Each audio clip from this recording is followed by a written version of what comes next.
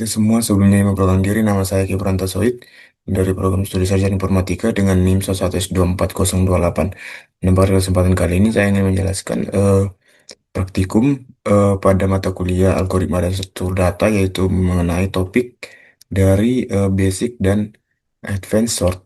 Nah, di mana pada materi ini ada terdapat bagian-bagiannya, yaitu seperti pada ini seperti kamu di mana ada basic sort, yaitu bubble sort, kemudian ada selection sort dan insertion sort, dan juga ada di sini merge sorts, ada merge sorts, kemudian ada quick sorts, ada pivot dan juga quick sort.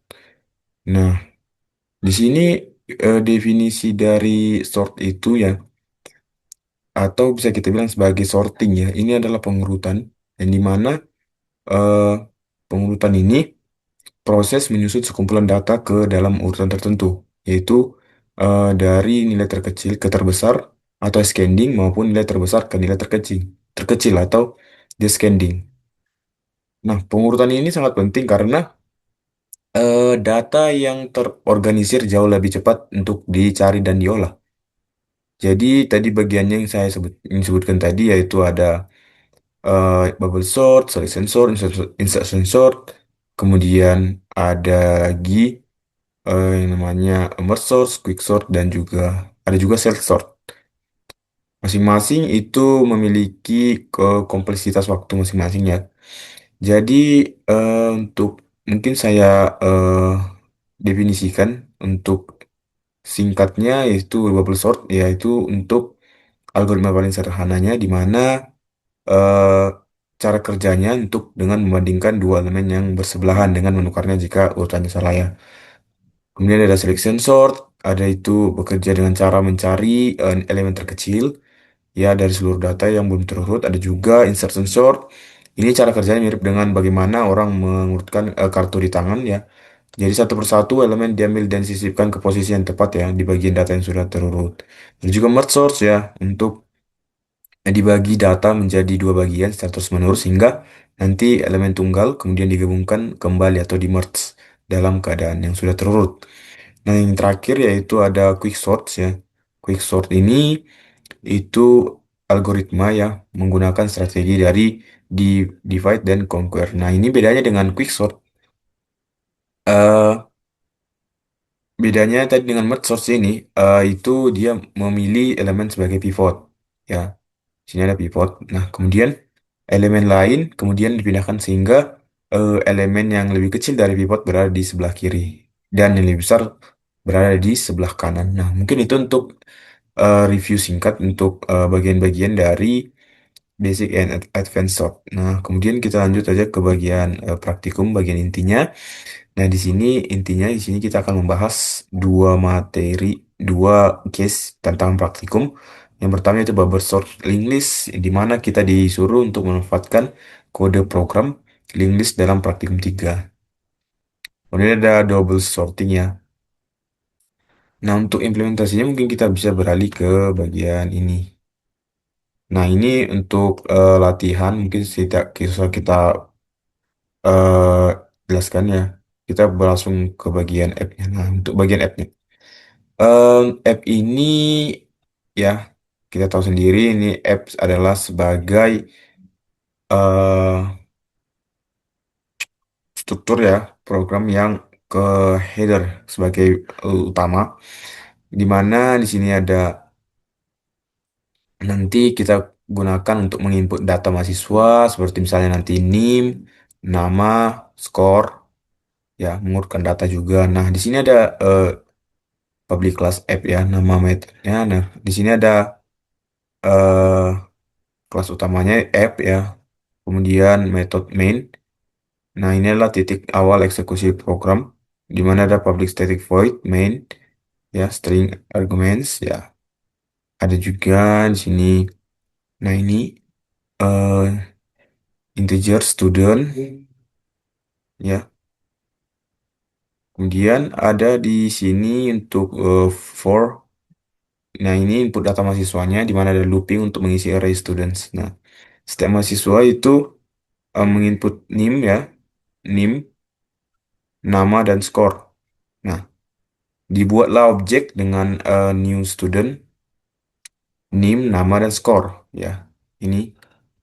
Kemudian ini ada menampilkan sebelum sorting ya. Jadi memanggil metode print ya sebelum diurutkan di sini dari kelas student helper, kemudian menampilkan isi array-nya. Nah, di sini ada setelah diurutkannya. Nah, implementasinya di student ini. Nah, ini untuk student.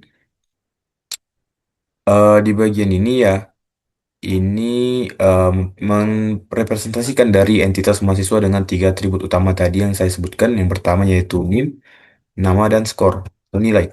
Nah, di sini dia itu akan menyimpan data ya, kemudian menampilkan data dalam format tertentu. Nah, di sini ada deklarasi kelasnya untuk public kelas student ya. Jadi di sini student sebagai blueprintnya, kemudian ada atribut ya yang tadi disebutkan lagi di mana NIM, nama, dan skor.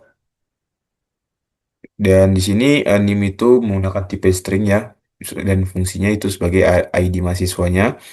Adapun juga name, nama untuk tipe string dengan nama mahasiswa. Kemudian ada yang terakhir yaitu skor. Di sini untuk tipe double ya, untuk fungsi nilai. Nah, kemudian eh, untuk konstruktor yang ini ya, yang ini, nah itu untuk membuat objeknya. Nah, di sini ada student equal new student ya.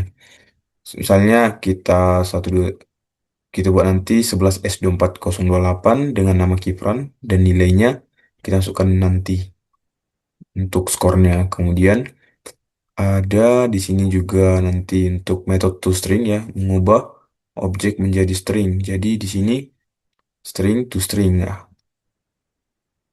Return string format, name, nama, dan skornya. Kita lanjut ke bagian student helper. Nah, di bagian student helper ini, pada bagian student helper ini, jadi ini kelas ini nanti punya dua tugas. Yang pertama yaitu menampilkan dari data mahasiswa, yang dimana tadi data mahasiswanya tadi saya sebutkan ada NIM, nama, dan skor. Kemudian ada mengurutkan data mahasiswa.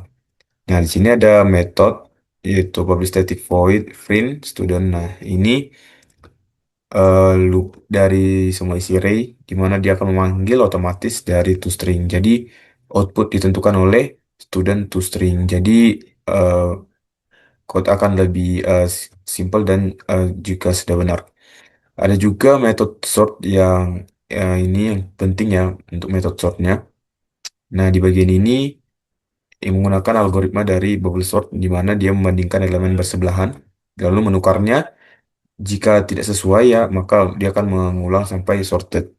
Tadi sebelumnya yang sudah saya sebutkan, saya singgung untuk definisinya di awal. Kemudian ada logika perbandingannya. Di sini ada boolean. Ini ya swap net needed false. Nah, ini digunakan untuk nanti menentukan apakah perlu menukar posisi.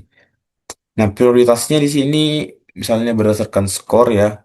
Di sini ada if student score lebih besar dari student. Nah, ini dia kecil ke besar ya. Jika skor sama, maka dia akan membandingkan nama. Jika skor sama, maka dia akan membandingkan nama.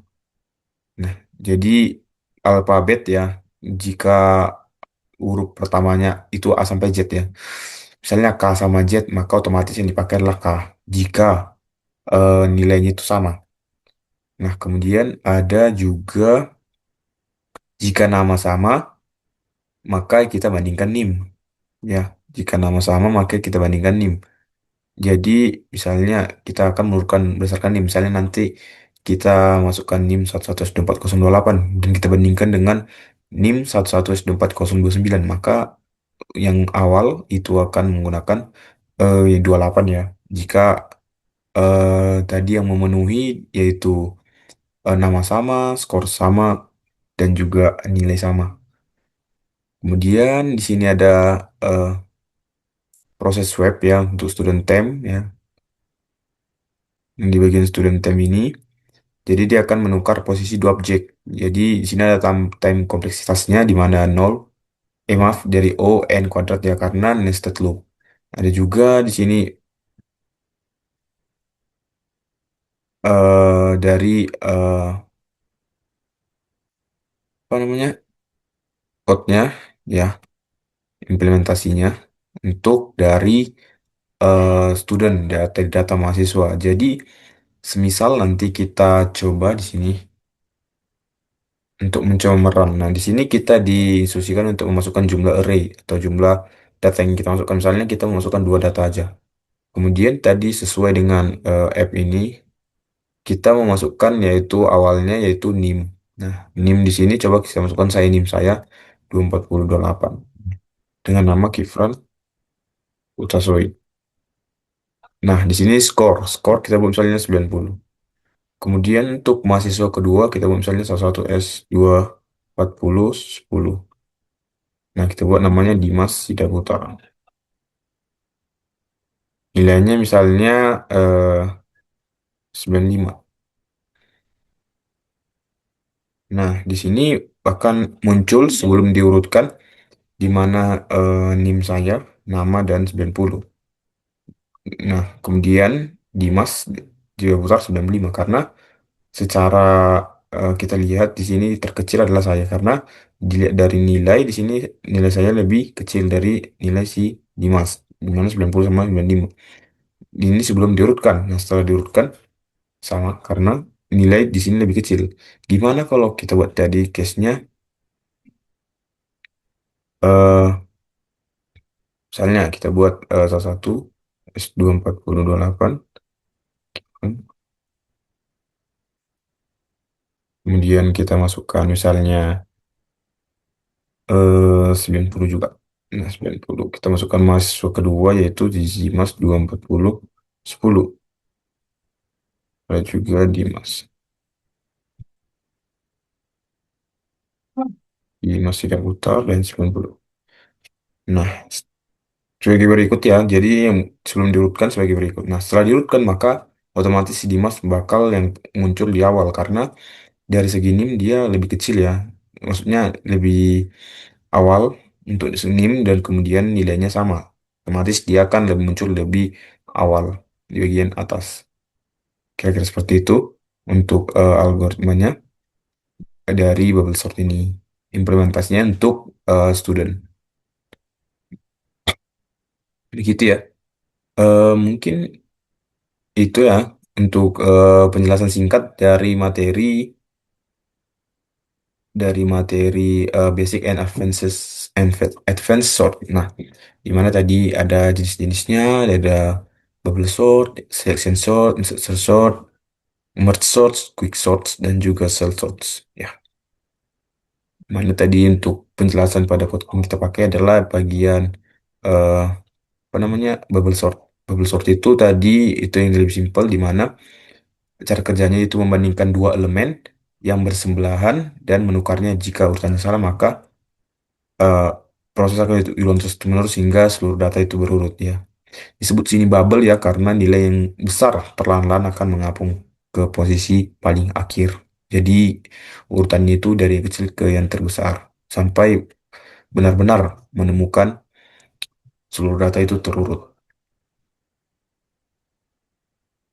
Mungkin sekian yang bisa saya jelaskan pada praktikum kali ini. Memang untuk praktikum kali ini cukup lebih singkat. Demikian yang bisa saya sampaikan. Mohon maaf jika ada penjelasan dan kesalahan dalam pengucapan. Mohon dimaafkan. Sekian dari saya. Saya Kibran Tasawid. Pamit undur diri. Terima kasih.